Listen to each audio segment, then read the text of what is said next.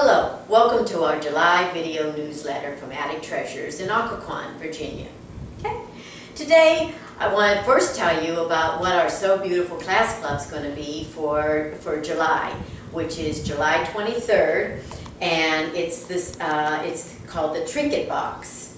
And we have an embroidery here. The top comes off, and you've got a storage box, and the lid goes on. So our So Beautiful Class Club, we will, as you know, or if you don't, I will tell you that we have it. It's in-house at the store in our Ed Center, and what it is a demo lecture where I show you how to make this trinket box. Then you'll bring your memory stick. You must bring your memory stick, because what we do is we download your instructions for the trinket box, the design in multiple formats for the design on the top. Okay, you get that.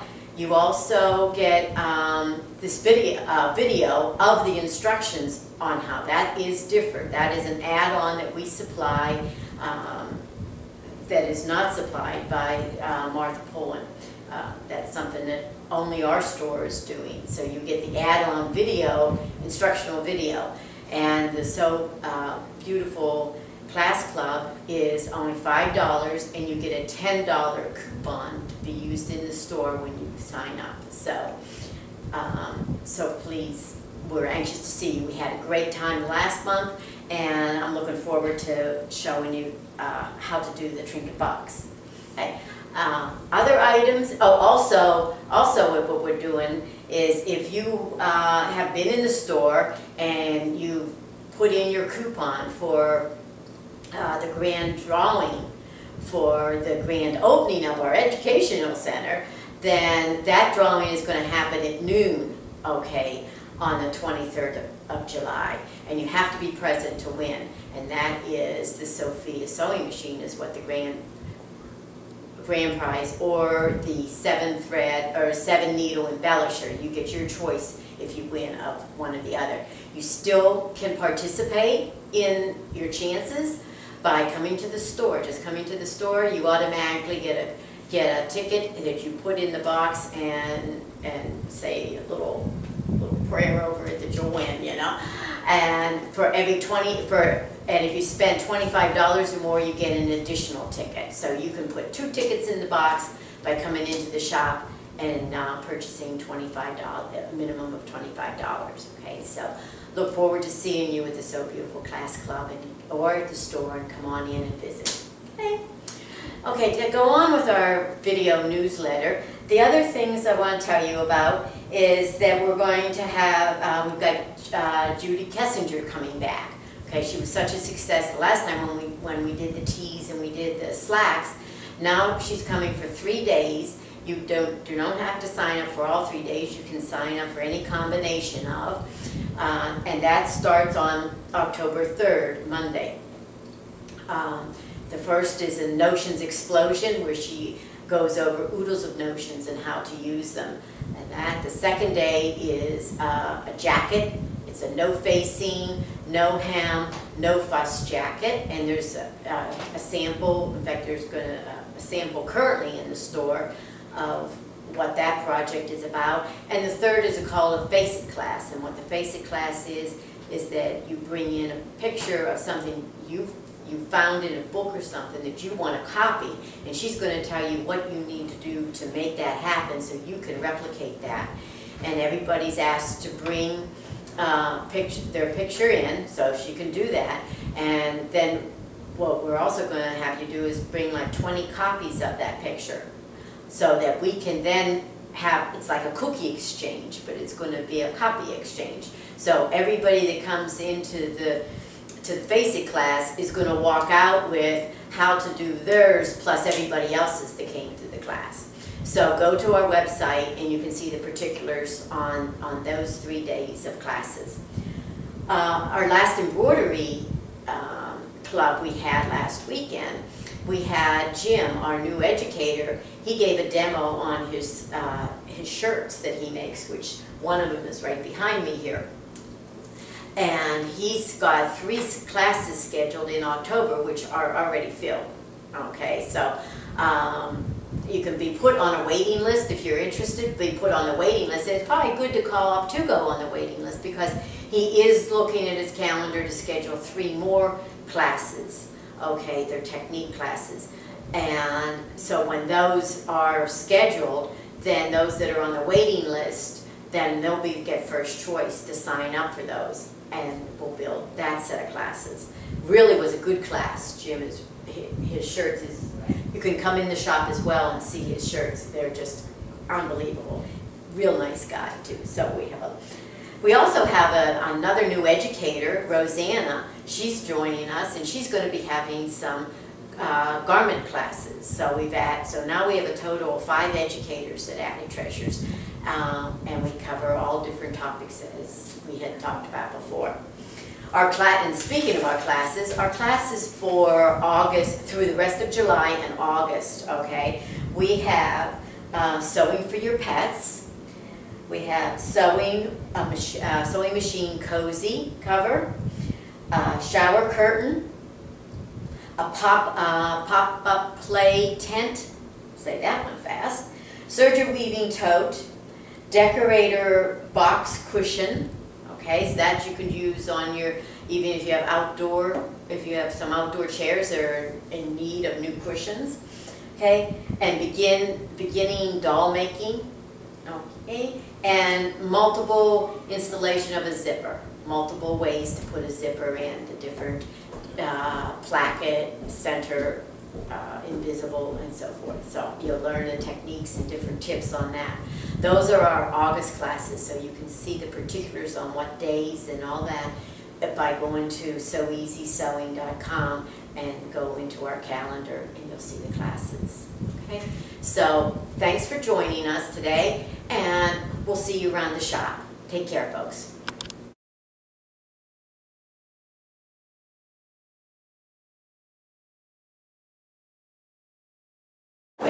And you know I think you know that I do a lot of heirlooming. Okay, and this is what I call my heirloom ironing board. And once again, as many as you know, continuing around my sewing room, is that I do a lot of heirloom. I love heirloom. But when you have to press your laces in place, a lot of times your ironing board isn't big enough, or you're going to have to lift and move and everything. So to get around that and have a nice flat surface, came up with this, what I call my heirloom pressing board. Okay, and once again, it's just, this happens to be plywood. I think it's like 3/4 inch plywood, pressed plywood, and then put some little hunks of wood there to give it some lift.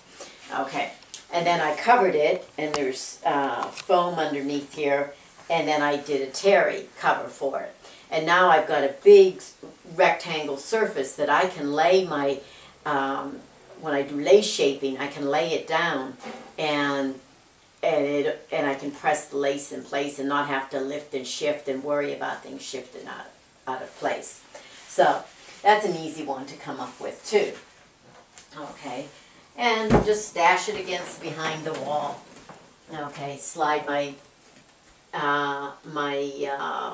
plexiglass templates, which is something I do a lot. If I'm going to use a pattern over and over, much like the chameleon purse organizer or the Metro backpack pattern or some of those type that I know I'm going to over and over, I'll actually get plexiglass and cut out the pattern piece on plexiglass and mark it up with magic markers.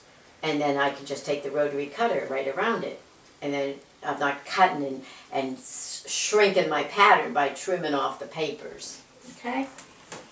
So that's an idea there. Oh, we all need a TV in our sewing room so we can keep up with the soaps and everything, you know.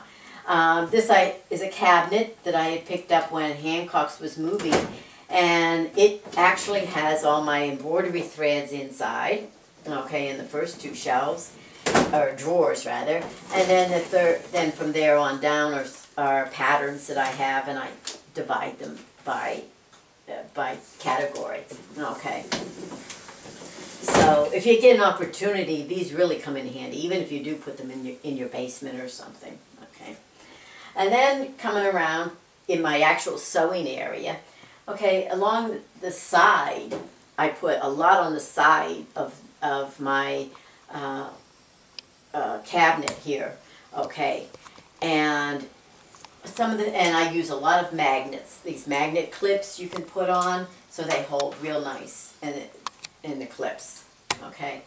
Then, and a lot of this stuff is magnet on, or it's got the double cushion adhesive tape. So put it on both sides. And I put the hooks there, okay, so I can hang scissors or my lint catcher if you want to pick up those little threads that are hanging on fabric and everything like that, okay. Then we have our trusty painter's tape. This is good for positioning where you want stitching or holding things in place, especially for like embroidering designs and that. Use this, and we'll be having another piece on stabilizer, which we may have already had it. So I'm not sure in what order you're going to see it, but we'll be using this on that tape. Okay, and so this is just a little good old catch-all, okay, for things. Okay, now continuing around, and we've got all the threads. I like hanging my threads and seeing them. I know the theory is that by having them in the light and that, they can rot out. Really have never had a problem with that. But then again, if it's beating on it all the time. But I have my smaller ones here. What I did is I actually took a regular spool holder and drilled in between it space for another dowel. So and then I cut the little 1.5 inch little pieces of dowel and then stuck it in the hole there, and that gives me twice the space for the skinnier rolls of thread, so I can catch that. Okay, then once again, Home Depot. Got one of the little cabinet tool. I think this is actually a little Tool Notions cabinet, and mounted that on the wall. And this has all my little notions, my odd bobbins, but my needles are in here. So you can categorize this and put that there and have it handy. Okay. Then we move around. Of course, we've got our sewing machines in here, and down here is where I've taken those canvas boxes that you can buy, storage boxes, and just use them for storage real close to the sewing machine. So I have mostly for my bias tape and cording is what I have this, so it's easy access. Okay, now we continue moving around. We got more threads. We all know we need threads, you know. These are some extra rayon threads, though 99% of my rayon threads are in my cabinet that we saw, the pattern cabinet that we saw earlier. Okay, and then we have the sewing machine in our cabinet, the koala cabinet, which I absolutely love. Then we've got our serger, where my serger spools are. And then, let me see, move around here, more threads over there. And then let me take a breath so we can turn around and see what's behind, actually behind Judy is where I have my stuff filed. Okay, now we've shifted around and continue. These are the containers that just hold little things like my books that I use the most often, and a little bit of decorative. Got ribbons up here, and my patterns that I use the most I put up here. Okay, this is a regular bookcase that one of the open bookcases that you can get at Walmart and that.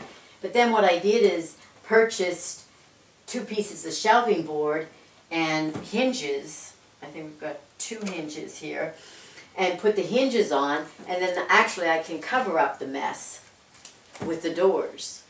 And once again, here's those adhesive clippies.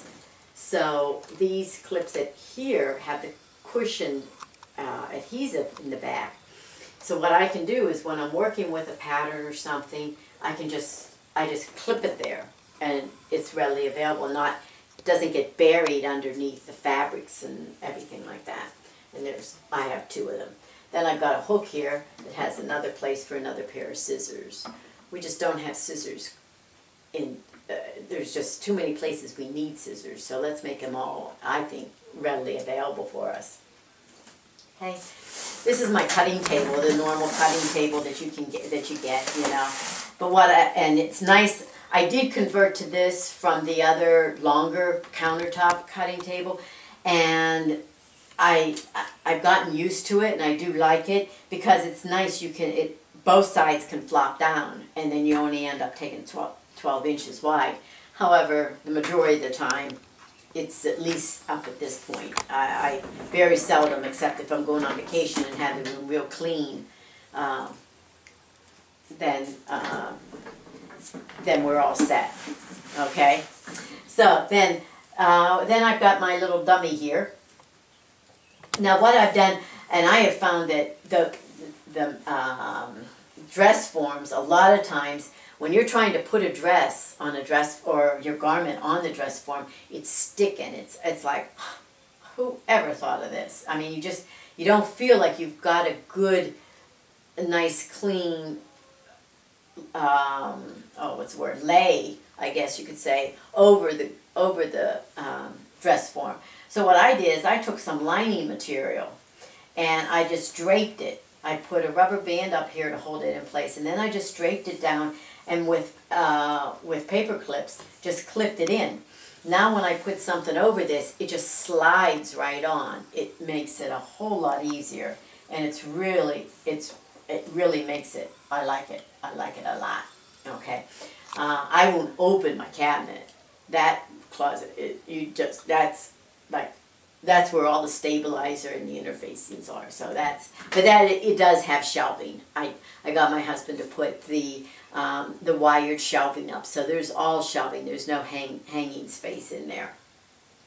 Okay, and then the last but not least is against this wall here is more shelving, the wire coated shelving, and that's where I put all the little things, the glue iron, the soldering iron. And all the little glues and hammers and everything like that. So I'm trying to keep everything really nice and accessible. And you work through it and you find how things fit for you. And when you see somebody else's area, then you can say, oh, I like that, or oh, no, I don't. But we like to share what we have. And you never know. If you can come out with one little thing, then it makes your sewing experience more fun or easier. That's what we want to do. So I hope you got at least one tip out of it, and until the next time, enjoy your sewing. It's a lot of fun.